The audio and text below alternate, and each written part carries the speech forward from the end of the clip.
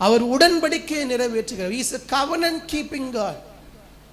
அவர் என்ன வார்த்தையை சொன்னாரோ அதை நிறைவேற்றுகிற வரை நம்முடைய தேவன் ஓய மாட்டார். ஹல்லேலூயா. அதனால தான் சொன்னாரு, சொன்னதை செய்யும் அளவும், சொன்னதை செய்யும் அளவும்.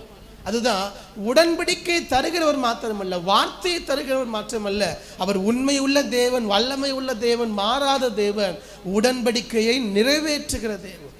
பல பேர் நமக்கு வார்த்தையை தரலாம், ஆனால் வார்த்தையை நிறைவேற்றுவார்கள் என்று கேட்டால் கடினம். சூழ்நிலையை பொறுத்து மாறலாம், அவருடைய பொருளாதார நிலைமையை பொறுத்து மாறலாம், இப்படி பல சூழ்நிலைகள் அவர்களை மாற்றலாம். ஆனால் தேவன் அவர் உடன்படிக்கையை நிறைவேற்றுகிறவர். வசனம் சொல்லுகிறது, அவர் உடன்படிக்கை 1000 தலைமுறைகளுக்கு என்ன இருக்குமா, நிலைத்து நிற்குமா. உடன்படிக்கையை நிறைவேற்றுகிற தேவன்.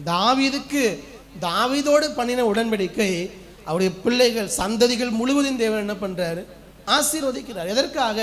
தாவீதுக்கு தேவன் தந்த வார்த்தைக்காக. உடன்படிக்கையை நிறைவேற்றுகிற தேவன்.